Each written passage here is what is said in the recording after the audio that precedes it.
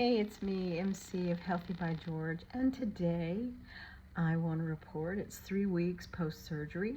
I had a total hysterectomy on October 30th, and now I'm 3 weeks after surgery, and I'm doing great. I have taken very little opioids, which I'm proud of. I mean, granted, I know I have access to them if I really needed them, but truthfully, I'm using my self-hypnosis, I'm using my mindfulness techniques, I'm using the meditative process and being present. I'm amazed at how by having that practice that's so present in my life is working. I'm just taking Tylenol and Advil. Now granted, I totally understand everyone's pain experience is different.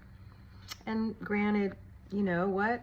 I could have something that might show up as I continue to move more that may make me need some more pain medicine. But right now, I feel very, very good.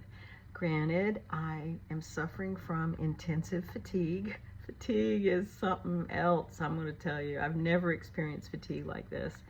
I'll be well until maybe noon, and then all of a sudden my whole energy of everything, my mind, my body, everything just goes, I don't have any more. So I'm being patient with myself. I feel encouraged. I feel strange in my body still because if I want to be frank, my uterus was quite large. I don't think I really realized how large with the fibroids my uterus was.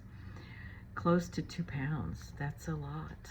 I think normally uteruses are maybe a half a pound, but I really was in denial when it came to just how big my fibroids were.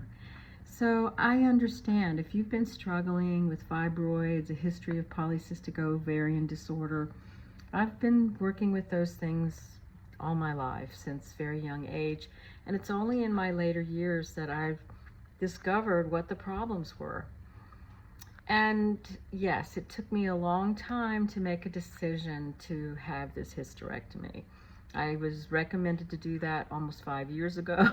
And my partner asked me, he says, "You knew that you needed this 5 years ago?" I'm like, "Yep." And he's like, "Well, why not?" I said, "Honey, listen, this is a big surgery. And frankly, surgery is always a little scary. Let's face it.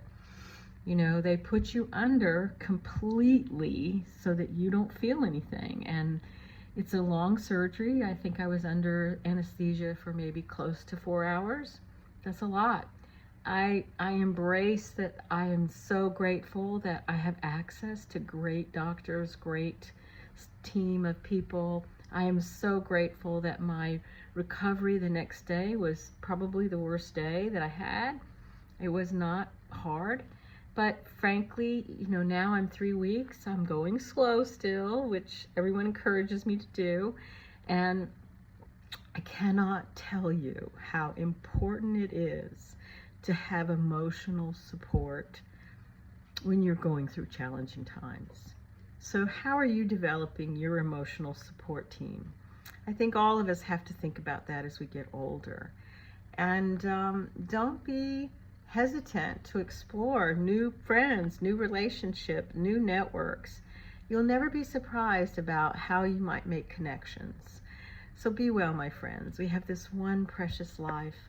Let's live it intentionally. Check me out every Thursday and Sunday, and YouTube. Bye-bye.